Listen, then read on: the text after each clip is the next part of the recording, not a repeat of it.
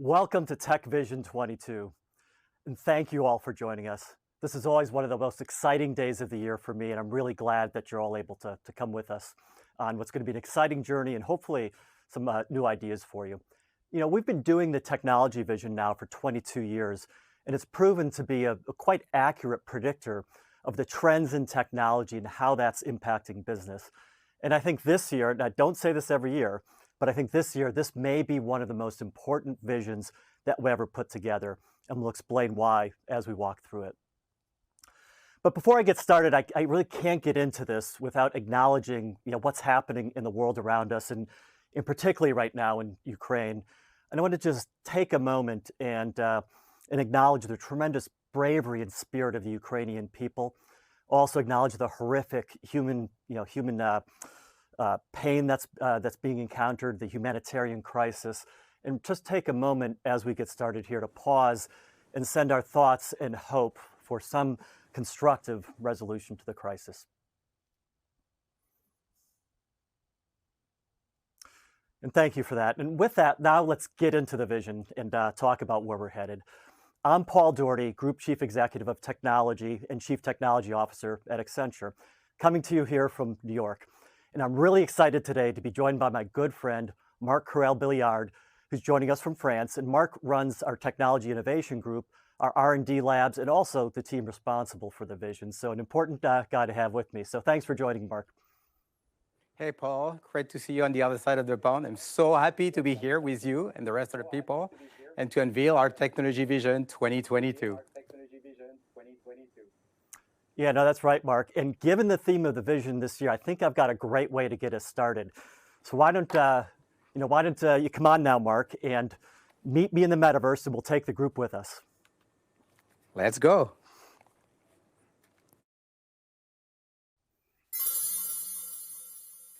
Hey, Paul. Welcome to the digital twin of our Sofia Antipolis lab. This is exactly the digital twin of the space that we're coming from. I mean, all the tools around us and everything. By the way, I love your avatar and your black sweater, exactly like the Paul that I know in reality. Well, it is just like the Paul in reality, and it's great to see you here, Marc, as well in France. It's been a while since we've been together in person, but in the metaverse, I can jump right in and we can be together here at your lab in France, which is just amazing as I look around. It's just like I'm there. And what better way to introduce our Tech Vision theme this year of Meet Me in the Metaverse? And it's fantastic to be with you here in our own metaverse, exploring this theme together. Thanks, Paul. I agree with you. I mean, this is great to be here. Let me tell you a bit more about this space. I mean, this is really one of the digital twin of our labs, one of our labs location, and we have many locations all over the world. They all have been digitalized, and we have created digital twins. And this is where R&D scientists are really incubating new concepts and developing new breakthrough ideas. That's one of the many, many metaverse worlds that we have all around Accenture planet, where we engage and collaborate with our clients, all over the world, but as well engaging and training our people. And we do much more in those worlds. The metaverse is amazing in terms of the things we're able to do today, and we're just getting started. And the client interest that we're seeing across industries has really been amazing. And we really are talking about the future of the internet, the next evolution of the internet, creating these new opportunities. And it really does allow businesses to reimagine every part of what they do, which is why, as we talk about our vision this year, we're going to talk about the metaverse, what it means for business, why it is something for now, not just for tomorrow, and how you need to think about your strategy and how you get started. Great. Well, this has been a great start to our metaverse topic, and I can't wait to tell the rest of the story. So let's go back to the real world, and I'll hop back to New York, and we'll carry on with the show. Yes, let's go.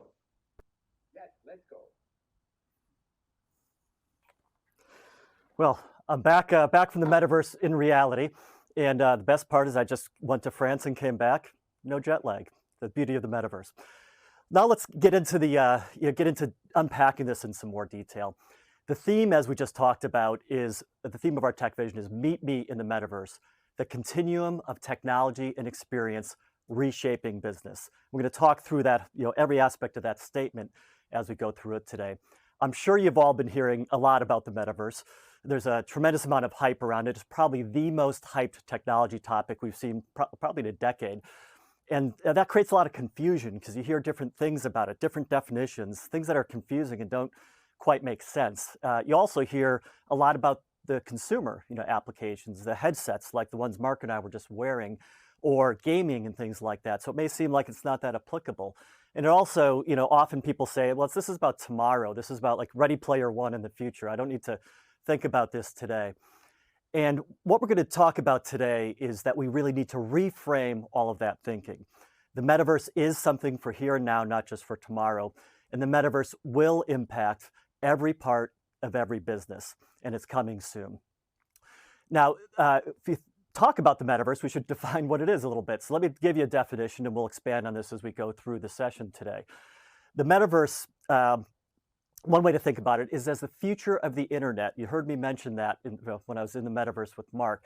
The future of the internet, enabling new worlds that bridge together virtual experiences and real experiences, in virtual identity and real identity, and also places. And that's what we're talking about with the metaverse. And we'll explain this more as we go through the session.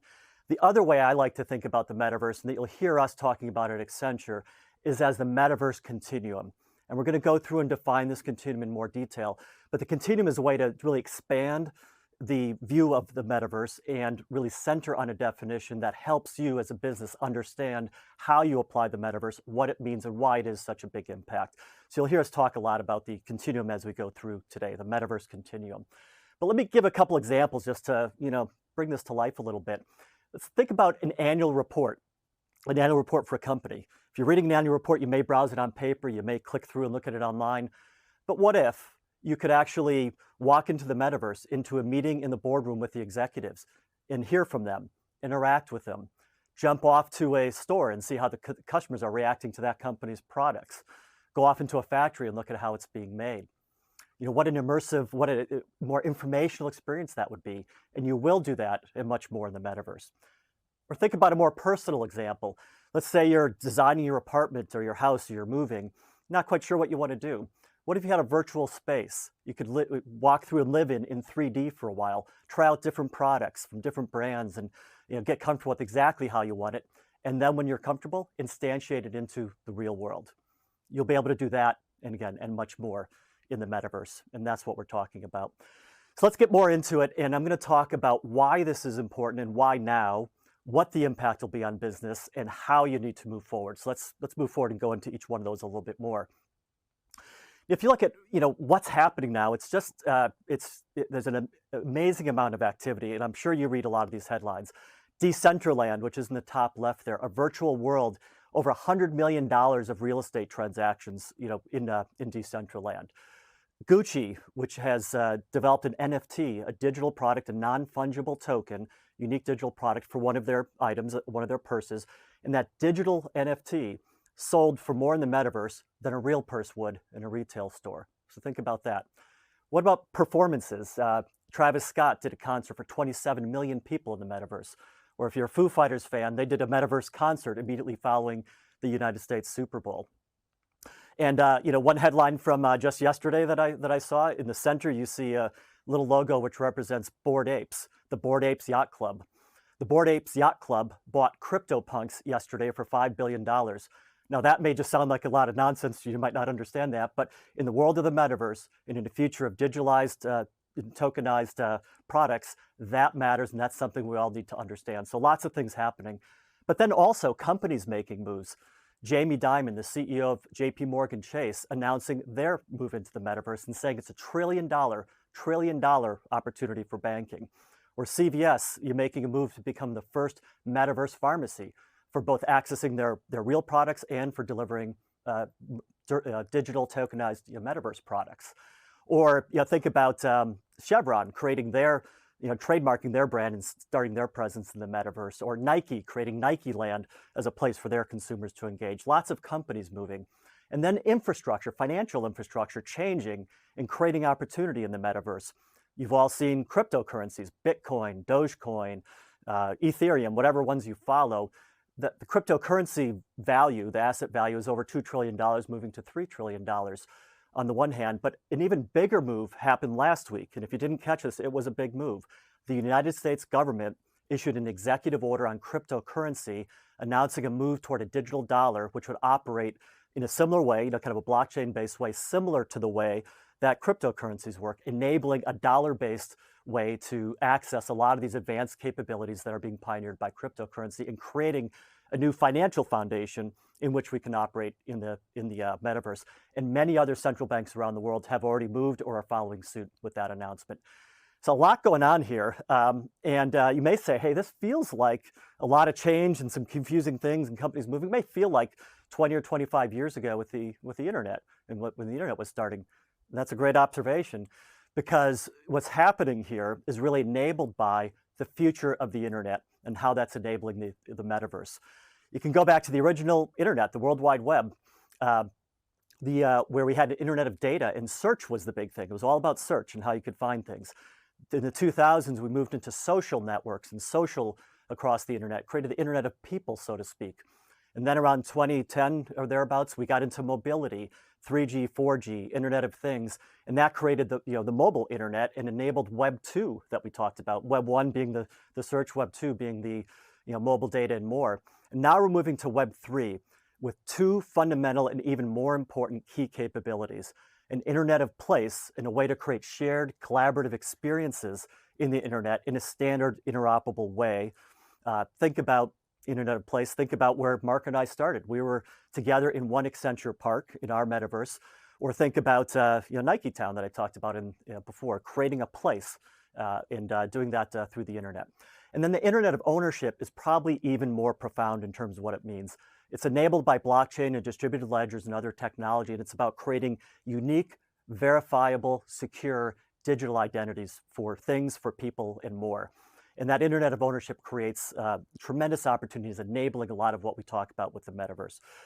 And there's a lot more coming on this, and I have a special surprise. You're going to want to stay with us through this session, because there's a special surprise on the future of the internet that you won't want to miss immediately following my talk here. You put this all together, and what does this mean? This means that we're entering a new stage of digital transformation, and what's ahead is far more profound than what came before. And I would also say that the digital leaders of today aren't necessarily the ones positioned for leadership in this new world going forward, because it is so different. So everyone, the leaders, the laggers, or if you're in between, needs to understand these moves and how you'll respond to them. And it's a much more profound experience with digital. You can think about Web 1 and Web 2 being wraparounds of digital capability of things we already did. Web 3 is about digital inside and rethinking the core foundations of what we do with digital, which is why it creates this bigger wave going forward. So let's talk about what this means for business now, and it impacts business in a lot of ways. As I said at the outset, it impacts every aspect of every business. So let's just walk through it. Let's think about your customers. You already heard examples, Nike Town, CVS, and other examples of how it impacts customers. Think about augmented customer experiences also, like Marvel Stadium in Australia, which is creating augmented reality experiences for their customers to combine their virtual sporting and entertainment experiences with what they experience in the stadiums. New experiences like that, creating new engagement with customers. It changes how work is performed.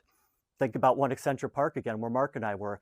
We've had 150,000 of our Accenture people, 150,000 people onboarded and collaborating in one Accenture Park, immersively, provably more effective learning and collaboration and connections being built among people with work being done differently. And then there's also augmented work and new forms of work that I'll come back to in a minute. It changes what products you'll sell. Think about the Gucci purse.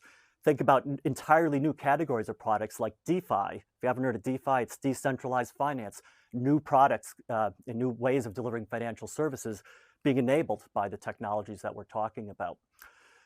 How you make and distribute products has changed dramatically as well. Think about digital twins. Digital twins are a big part of the metaverse and how this all comes together and integrates together. And think about companies like Mars that are building digital twins to create virtual models across their entire supply chain and manufacturing process. And then the extension of this is, as leaders, how you fundamentally run and operate your business is entirely changed, and you have new tools and new ways of operating everything you do.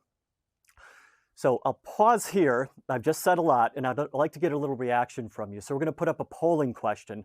I'm going to ask you, ask you a question. How much impact do you think this will have on you and your business?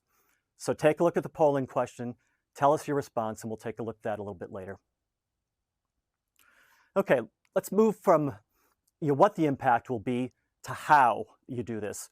And this is where the reframing of the metaverse continuum becomes important, because this is the way you need to think about it as a business. You can cast aside some of the other descriptions and definitions and things people talk about with the metaverse.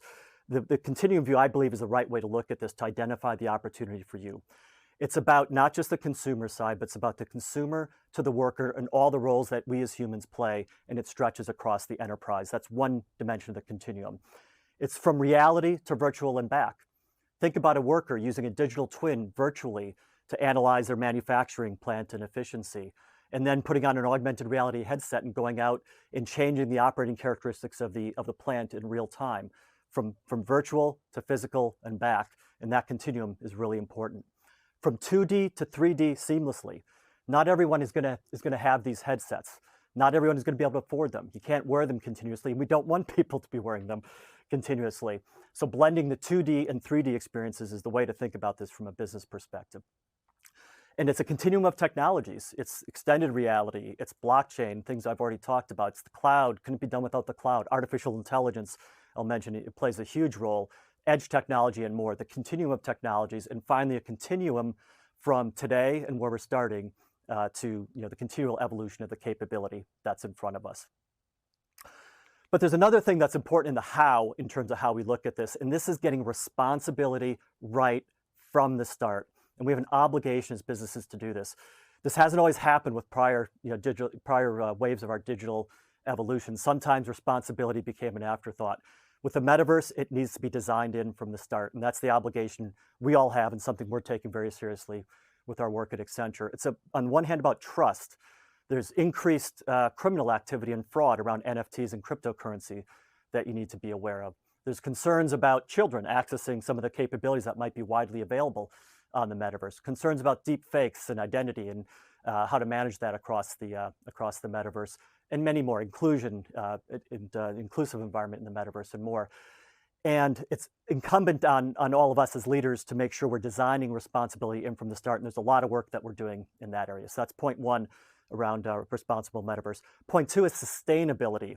There's a lot of concerns on sustainability that the metaverse raises. The metaverse, these devices, as well as things like proof of work mining schemes in cryptocurrency, consume a lot of energy. It's said that the Bitcoin mining could consume as much as the entire country of Argentina. The good news is there's other approaches, and there's approaches to be responsible toward carbon impact, sustainability, and more. And we need to take a view on that as we design our metaverse approaches going forward. So trust and sustainability built in by design. And the other element of sustainability is there's probably no technology that presents a better solution to some of our sustainability challenges than the metaverse itself, in terms of re-engineering and reimagining work to fundamentally operate in a more sustainable manner. And then where do you start? I think back to 1999 and the discussions I had with some companies back then. It was the early days of the web, and companies were saying, I'm good, I don't need a web page, or I've got my corporate homepage, that's all I need. That was 1999. And then in 2013, we produced our tech vision. Our title of our tech vision in 2013, our theme was Every Business is a Digital Business. Every business is a digital business, 2013. Many, many companies said, that's not right. I'm not a digital company, I'll never will be. And that quickly changed, and the prevailing wisdom became every business is a digital business. That's the moment we're in today with Metaverse. It is a different future going forward. It matters for every company in every part of what you do. And my advice would be similar to what we said previously, is you got to think big and reimagine the possibilities, because it's about charting your course. But start in a small and focused way that matters for your business. And then get ready to scale fast, because this is coming at us fast, and you're going to need the ability to do that very rapidly. Now, that's kind of the vision itself, and we've talked about the themes. There's a lot more here, and I'd encourage you to do some exploring and really dig under the surface. There's 4 trends that are shown on the page here that I really haven't gone into in a lot of detail. I talked about WebMe, which you see on the left here, which gets a lot into the metaverse and what I've talked about. The programmable world is another trend that's talking about how the real world itself is becoming programmable. This is about Internet of Things. This is about operational technology. This is about digital twins, but it's also about smart materials. It's about biotech and the world itself becoming programmable around us. The Unreal talking about synthetic data and new and synthetic reality that we're creating in the metaverse. This is important to understand. There's a dark side of this, which is the deep fakes we're concerned about, but there's tremendous possibility and potential and opportunity with synthetic objects and synthetic data. And I would argue that by 2030, which isn't that far away, the vast majority of data that you manage as a company will be synthetic data rather than real data. And finally, Computing the Impossible is talking about new compute modes that are essential to this future, things we've talked about in prior visions, but that are coming closer to reality and becoming real in some instances. Things like quantum computing, quantum cryptography, biocomputing, DNA-based storage, and the like that still a little bit in the future in terms of mass applicability, but are coming together to create new opportunity that we all need to understand as we chart our future. So a quick Mentimeters, quick polling question for you right here, which is which of these trends seems most relevant to you? And I'm going to throw in responsible metaverse as a fifth choice, and you can tell us which of these is most relevant to what you're thinking about and how your business or you are thinking about the world today. Okay, then as we wrap up, as I wrap up this segment, we move on to some other topics. I would say it is the time to stake your claim in the metaverse. And that's why I chose these words on the page very explicitly. And the world we're living in right now, there's a lot of confusion about what might happen. There's some chaos. There's uncertainty at a level we haven't seen before. But I'll tell you, one thing is certain: the exponential pace of technology change is going to continue. The applicability to every part of what you do is going to continue, and that's manifested today in what we're talking about with the metaverse. But also, it's a constant that you can count on for the next decade in terms of the role technology will play to power up your business, create change, and chart a path for you into the future. And the challenge I'd give is, as you think about this and decide whether to start today, is do you want to find yourself in a world not too long from now, where the worlds itself and the ways they operate were created by and for someone else, and you're just forced to operate in it? That's the challenge you've got today. And final page right now that I'd like to leave you with is one of the favorite lines that I've seen this year. This was a New Year's Day poem from a poet named Amanda Gorman, and I love the thought in this, which is, "Let us not return to what was normal, but reach toward what is next." I think it's a powerful line. It's applicable to everything we're talking about, and I hope that Tech Vision 22 helps you and inspires you a bit on your journey to what is indeed coming next. One more polling question for you here. With all that as inspiration, what metaverse application are you most excited about? So give us your answer and we'll take a look at this a little bit later. And now, without any further ado, I'd like to move on to the rest of our program. And I've told you we have a surprise. The next segment is really exciting. There's going to be a short interlude while we reset for this next session, so bear with us, and we'll move on with the program. Thank you.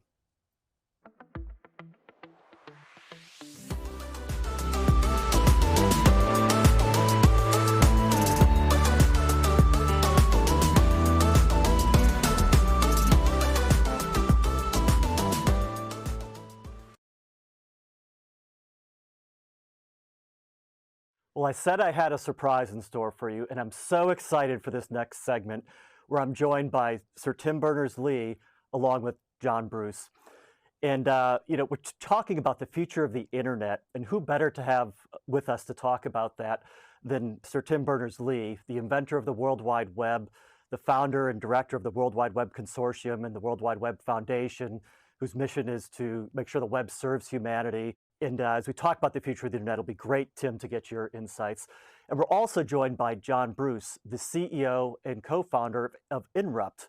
And he co-founded that company along with Tim to create a new technology foundation to implement this new vision and a new approach to how we're going to take the World Wide Web forward and how we're going to treat the internet differently as we go.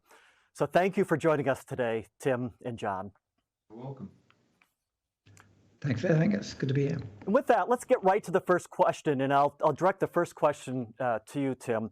It was 33 years ago, I think this month, when you first invented the World Wide Web, and we're now talking about the metaverse and all these new applications that are going to take us forward to a very different future built on the same innovation that you developed 33 years ago. Did you ever, did you envision that we would get to this stage and that the World Wide Web would have this kind of impact when you started it back in that day?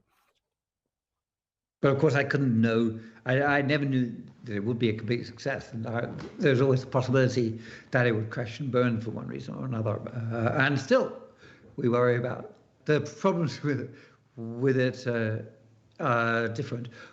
The metaverse, well, metaverse is meeting people in a virtual reality environment. The very first web conference, we had a session on virtual reality markup language because we expected, because VRML was just an virtual reality, people playing with it. So we thought the web would just become, all of the websites would just go VR the moment it was available. But in fact, it took bandwidth, and it takes quite a lot of processing power on people's. So that was a bit slower, but we have a different media. Where it wasn't just text, it became. We got text and images immediately, and then we got text with audio, and now you get media where you can either have somebody reading it to you, or you can read it, and you can switch between the two at any moment. So that's so in a way it's got more powerful and more useful. And then meanwhile, the sorts of things people have done with it, of course, exploded, and a lot of them are quite useful. Yeah, no, that's and it's really interesting to hear you say that because from the start you were thinking about this world, this immersive world, virtual reality, and other experiences powered by the web, and it took computing a while to catch up with that reality. But a few years ago, you also started talking about why you believe the web needed to be changed and with some of the problems with the web, given the direction we're going in. Can you talk more about that and how that shaped your thinking on the future of the web and the future of the internet, which is such a key foundation to everything we're talking about going forward? I talked about a mid-course correction because most of the momentum is the way it's good. We need to just adjust it a bit. We need to tweak it so that the social networks, instead of being just social single silos where you can only share things with the people in the same network, we need to break open the social networks. We need to make it so that you're now empowered to be able to use the web more powerfully as an individual, rather than feeling that the web is sort of exploiting you. I think that's a powerful vision, and it's restoring the individual to the center. The creativity and the innovation of the web, the new experiences that you could that need to be created. And we talked earlier about in my segment about the Internet of ownership and this new foundation of identity and of individuals, of objects, of privacy and access to data, which is the foundation really that we need for the future and for what we are talking about as the metaverse. And you believe in this so much that the two of you founded Inrupt to bring this reality to life. And John, maybe to turn to you and talk a little bit more about Inrupt and how Inrupt is creating this foundation, along with the work you did for Solid to create this new vision of how we can move forward into this new future of the web, future of the internet. Yeah, thank you, Paul. So for all the potency, as Tim rightly describes it, for individuals in the new web, in the web that we are going to build, the web that Tim originally imagined, for all the potency for individuals, there's as much for organizations. We've got to a point with the web where it's organizations, in order to service us, have to take away a lot of data about us and then become responsible for it. In the web of Solid, which is why we founded Inrupt, we can deliver to corporations a way to service either consumers, if you're a corporation, or citizens, if you're a government, and we have both those as customers now. You can service your constituents in much more productive ways, in much more innovative ways, because now the user has access to their own data, and they can, if they allow you to, give you permission to access to it. You said that a bit casually, John, but that's a big statement, really inverting the way things work in a lot of respects, in terms of restoring the individual access to data and rights to data and such, the identity and all the surrounding concepts that are important there. Does this need to be, it's a mid-course correction, as Tim said. Does it need to be a revolution as you're thinking about from a business perspective? Do I need to start over, or is it more of an evolution to a different way of operating going forward? You're absolutely right, Paul. It's an evolution. We start now, and those corporations and countries that are mobilizing now are staking their initial claims to the new web that we're building, all of us together. But you start with the data you already have, either about your citizens or your consumers, and the data that you already have, when composed in this way, make for a much more innovative opportunity. It means that if you and I have access to our data that currently exists inside these back-end silos, and somebody approaches us with the offer of a new product or a service and asks us, can we? And we reply yes, then corporations can create new products, new services, citizens can be served with new social services in much more vibrant ways. But it starts in the first instance with a clear ROI. The way you just talked about it highlights why this is so important, creating a new approach, enabling new services and new things to happen, which is part of what we're talking about as we think about the future enabled by the metaverse and this new foundation that's enabled. So one more question maybe to you, Tim. It's been 33 years, as we said, since the initial web. If you think 33 more years, where might we go? Where might this take us? Very different worlds, very much more powerful world. And so in 33 years, we're talking about all of the apps that you currently have on your phone, all moving to a point where they earn your trust and you share your data with them. And so imagine that all the apps which are currently on your phone, which are currently in silos, all don't talk to each other because you don't trust them, all earning your trust and becoming, as a result, much more empowered. Imagine each of those apps being able to share data about you and help you make those decisions. So it's not about one killer app. The 33 years out vision is about all of the apps working together and working for you. And so that power, never mind the number of pixels in the video, that's the power we need. Well, it's such a compelling vision, and the direction we're heading in, it's just fantastic to hear about. And we're talking about the future of the web, the Internet of Ownership, how that's enabling this new metaverse. And thank you so much, Sir Tim Berners-Lee and John Bruce, for bringing that to life for us. Very welcome. Thank you. Thank you. Thanks for having us. Thanks, Paul. I think the segment with Sir Tim Berners-Lee and John Bruce was just fantastic. And I'd like to shift gears because we have with us Stéphane Lanuzel from L'Oréal. Bonjour, Stéphane. And Stéphane, he's the Beauty Tech Program Director for L'Oréal Group, a worldwide cross-industry program which aims at making L'Oréal the first beauty tech company. So, Stéphane, again, thanks for joining us. You heard about the Tech Vision theme, which is really centered on the metaverse. And so what I would like to hear from you is that could you share your vision on how metaverse may reshape your industry and how L'Oréal is preparing for it? Yes, Mark, for sure. L'Oréal is the leader of the beauty industry, and we have been the leader of the beauty industry for decades. And we think our responsibility, and that's what I'm leading with the Beauty Tech program, which is we also want to be the leader of the beauty industry in the metaverse. So, even as you mentioned earlier at the beginning, that it's still the early stage, we are already exploring. And we are looking at NFT, digital products, how to, what is the beauty of an avatar. So we are making all these different experiments in the metaverse really to test and see what it means, beauty in the metaverse. And we have a strong universe of brands that are doing some tests.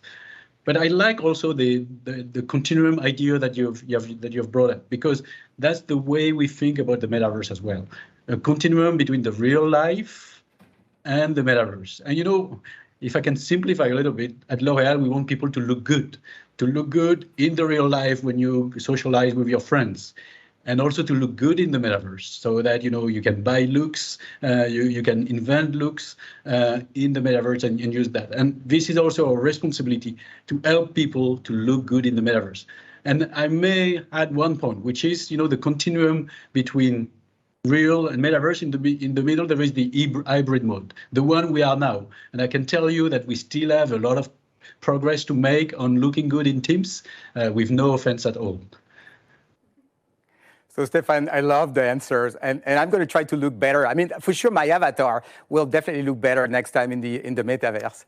Now, second question for you is because we discussed about really the metaverse in the context of consumer world.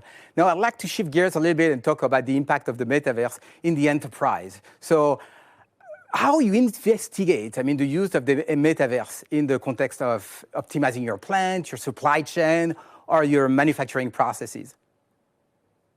So again, we didn't know it was called Metaverse at that time, and it was probably not called Metaverse, but it was more technology like virtual reality and augmented reality.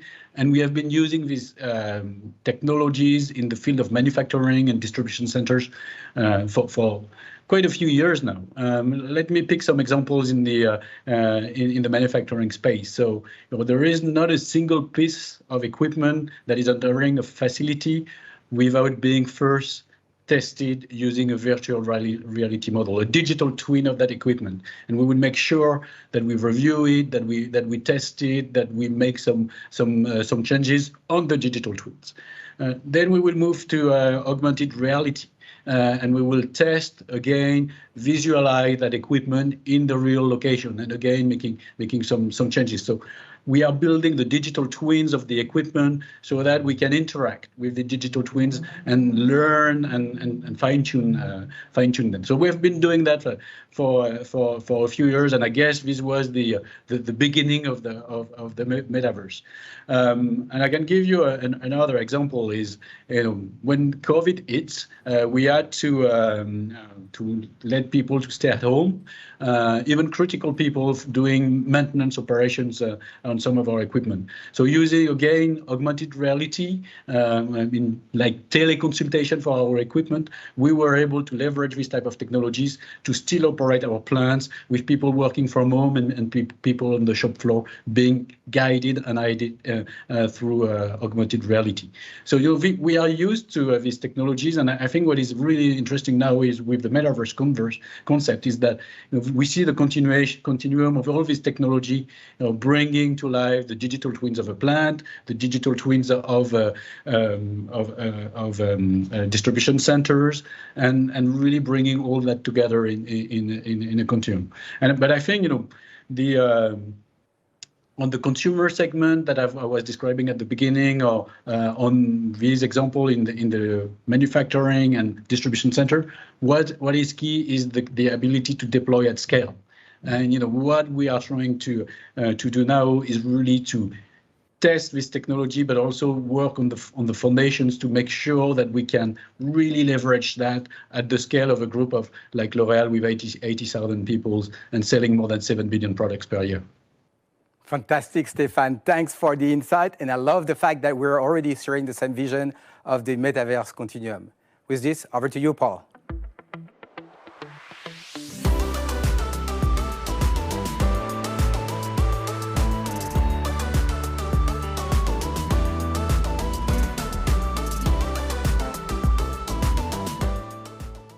All right, what a great segment that was. That was fantastic to hear Stéphane and Marc bringing this to life in the context of L'Oréal, and I hope you enjoyed the session also hearing from Sir Tim Berners-Lee and John about future of the internet and where we're headed. So great sessions, and I'm really excited now to bring this all a little bit more to life for you with the panel that we've got together here. So I'll be joined for the panel by Marc, who you've already met, so Marc will be joining me. We're also going to be joined by Dave Treat, who leads our Metaverse Continuum Business Group, who will be joined by Alison Horn, who leads talent for Accenture, and by Nanish Zhang, who's leading responsible Metaverse for Accenture, which we talked about a bit earlier in the session. We'll dive into each of these topics a little bit more. So thanks everyone for joining the panel. Thank you. So why don't we get into the first question? the first question then. So I'm going to direct the first one to you, Allison, because we talked a lot about One Accenture Park, and we talked, Mark and I were in the world a little bit. This is something that really, that you've been a pioneer in, and that comes out of a lot of thinking you've done about, the future of work and humans and how we learn and relate to each other. I'd love to hear more from you about the work we're doing in that area and how you came up with What Accenture Park and what results we're seeing. Be happy to. Thanks, Paul. Yeah, I mean, we are seeing some really exciting opportunities from an employee experience standpoint with the metaverse.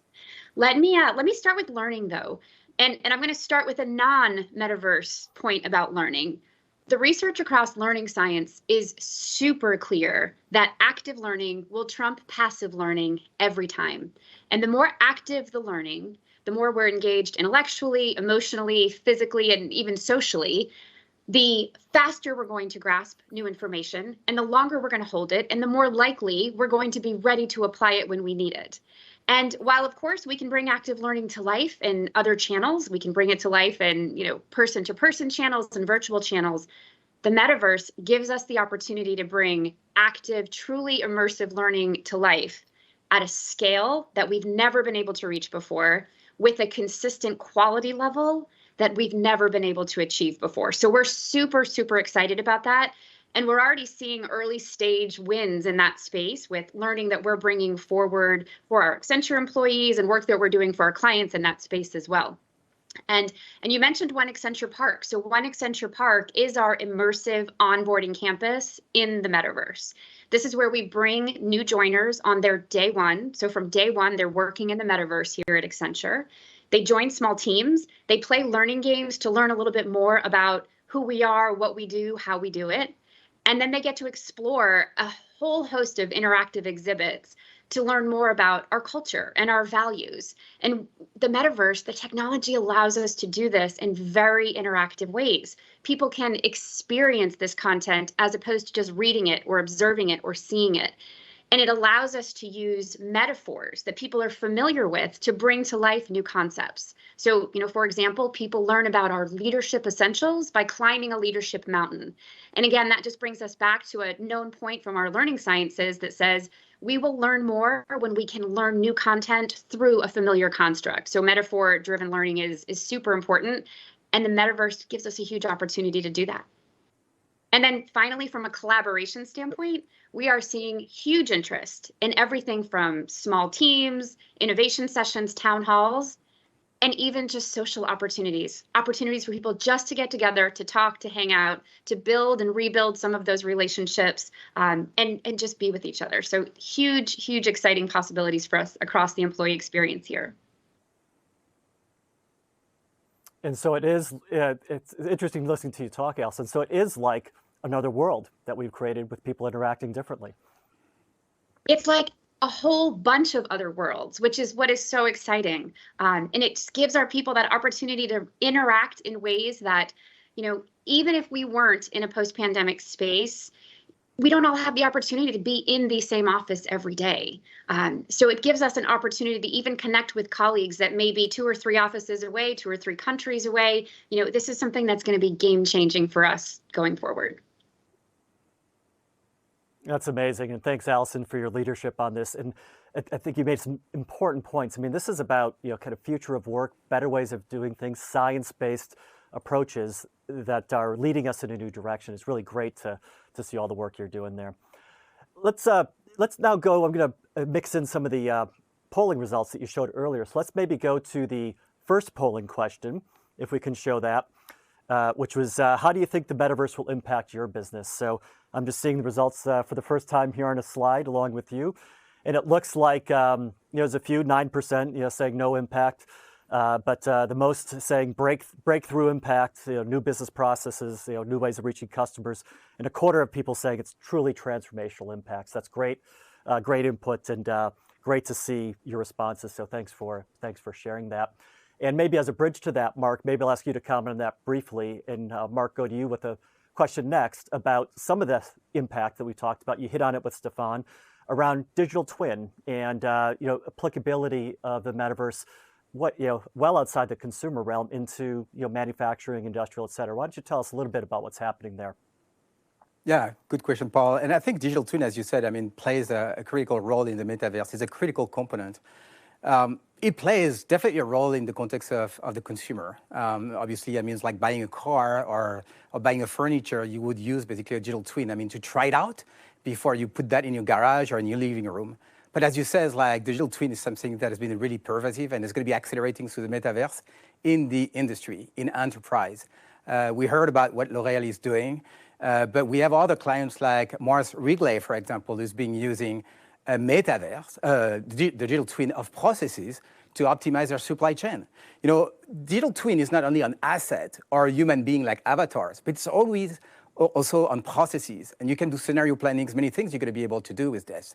Other example, if you look at the aerospace industry, you know, when planes are delivered and they fly in the sky, you sometimes don't have an idea that the digital twin of the same plane is flying, quote, quote, on a data center so that we can do predictive monitoring on potential failure and work this out. So I think this is going to be extremely important. And technology like complex system modeling and everything is going to be really important, basically, I mean, to create all those optimal environments to do all these kind of scenario planning and many more things. Yeah, and it's and this isn't really a new thing in a lot of ways, just like Stefan talked about too. I mean, Mark, you've been telling me about digital twins for I don't know how many years and the impact that they're going to have. So this is about how these technologies come together to create new opportunity, right? Absolutely. And I think what's going to be very important in the future of the metaverse is that how are we going to be able to create those digital twins almost automatically? You know, so moving from the reality capture using 3D scanning to enhance it with computer-aided design, computer-aided manufacturing parts, and then moving into the VR world.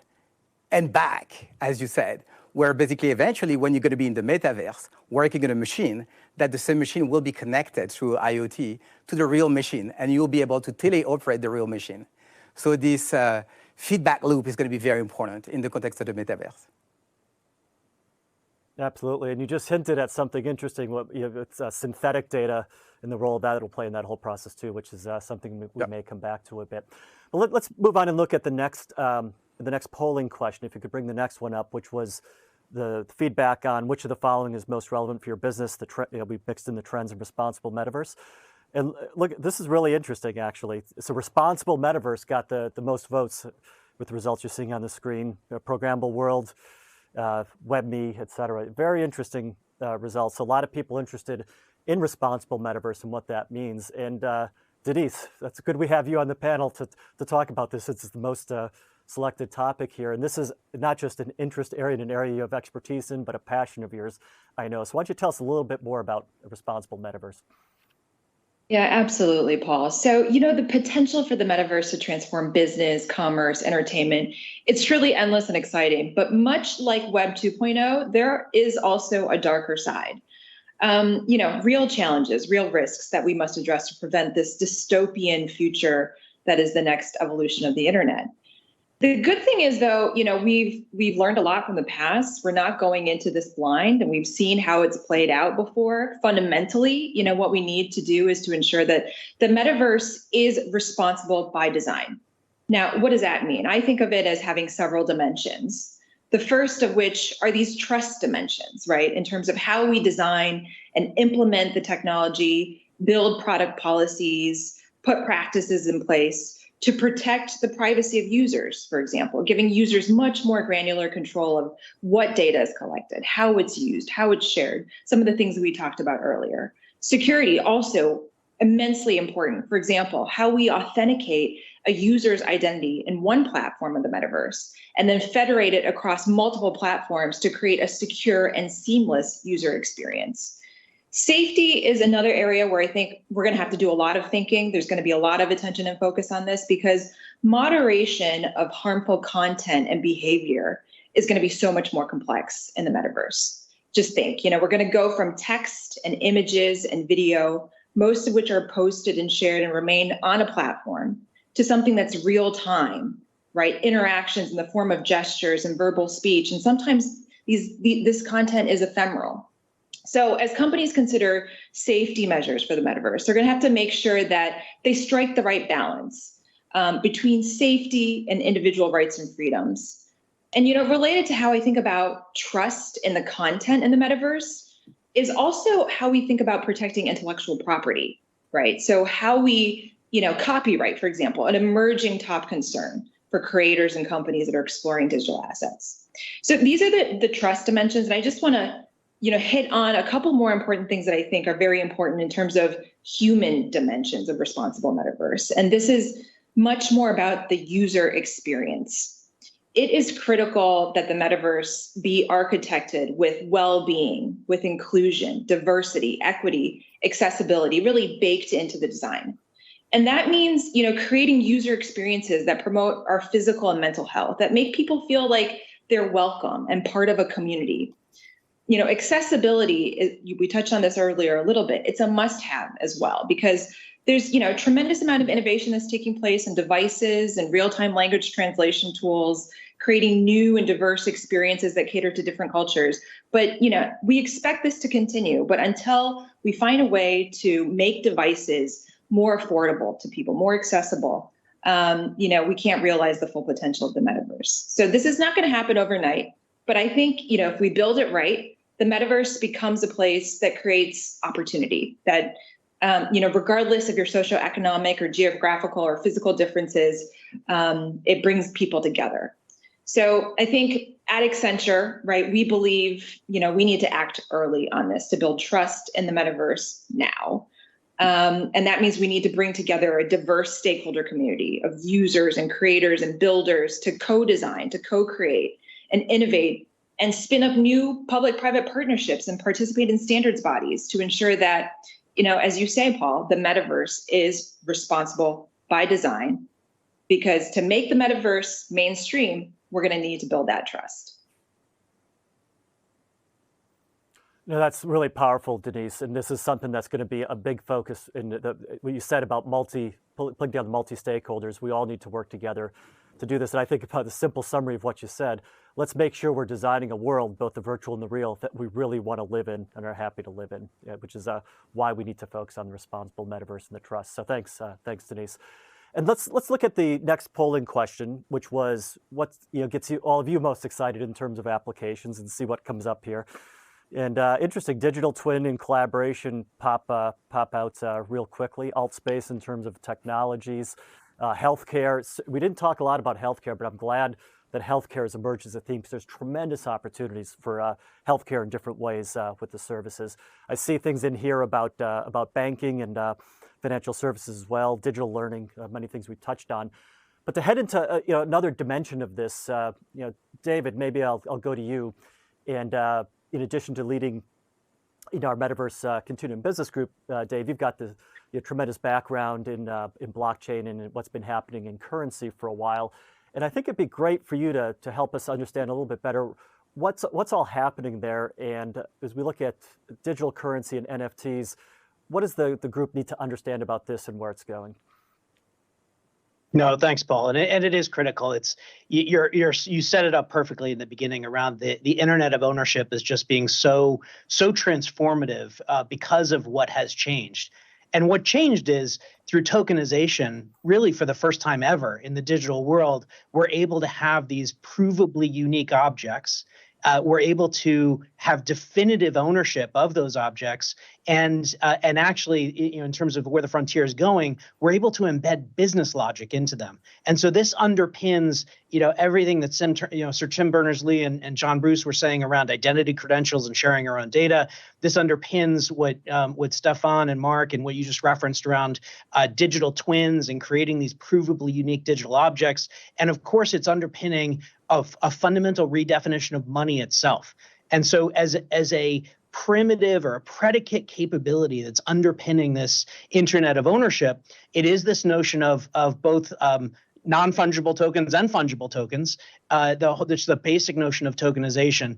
And the redefinition of money itself, we're really now challenging and modernizing a 150-year pattern plus of how financial transactions work, a message and reconciliation-based model. I have to tell my bank to tell your bank to tell you that we wanted to actually execute a transaction, and the simplicity and the behavior of being able to take a tokenized version of money to be able to much more seamlessly and elegantly transact in the digital world, and making it, akin to if I slid a $10 bill across to you as the merchant, me tapping and giving you the token, and you as a merchant being able to go to the back door and tap and pay a supplier to restock a shelf.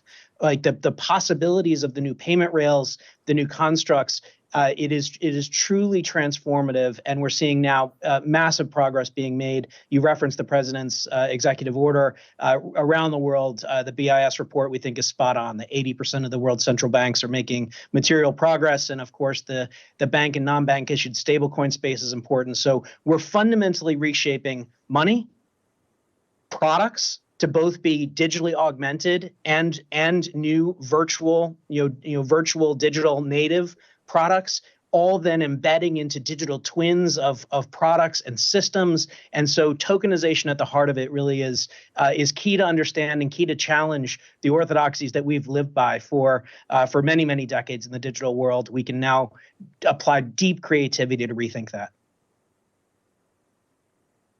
Yeah, and you just put it a lot better than I've tried to do earlier, Dave, in talking about it. This is, you think about the currency and financial markets in particular. This isn't about digital wraparounds, about using phones for payments and things that we've done to date. This is about fundamentally putting digital inside and redefining those financial products from the core, and that's why the transformation ahead is really so profound.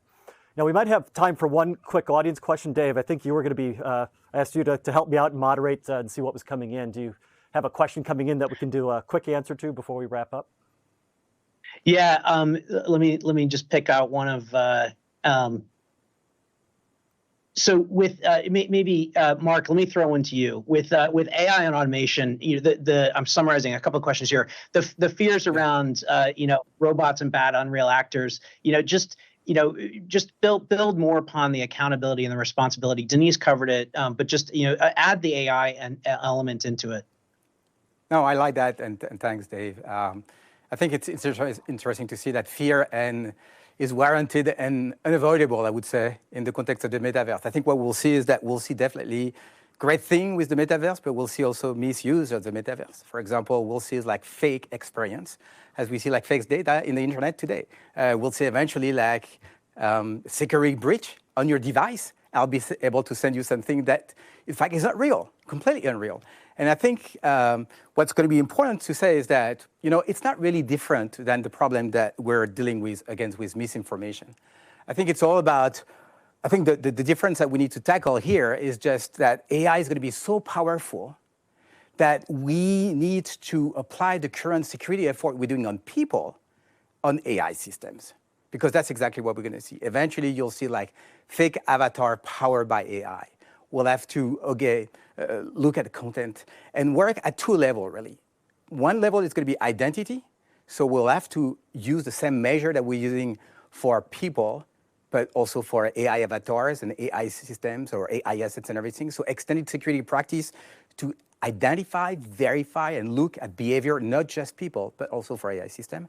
And the second one on content, the provenance of the data, looking at what we're going to be able to do about this. So those two things is going to be a big effort that we need to put. But we have some solutions and we're working on it. Well, fantastic. Thanks, Mark, and thanks to all the panelists. We are out of time. We have other questions, and we'll see if there's a different way to get some of those answers back out to you, because there's obviously a lot of interest in these topics. If I just ask you to to walk away and think about a few things, the first would be think about the future of the internet and the third generation of transformation we're seeing. Think about the degree of digital transformation ahead, as this really does impact every part of every business and drives a bigger level of change than what we've seen in the past. And this idea that you're moving into a very different future. There will be those who shape this future and who set the rules. And I think that the time is right to act now to make sure you're one of those companies involved at the start, understanding what's happening and designing the worlds and the rules within which we'll operate. And all this, I think, comes back around to the responsible metaverse topic that was obviously such a high interest to the audience as a really important key principle of how we're approaching metaverse. And you heard more about that as we talked today as well. So that's a wrap on Tech Vision 22. I hope this gives you a great guide to the future, and let's all go out there and reach for what's next.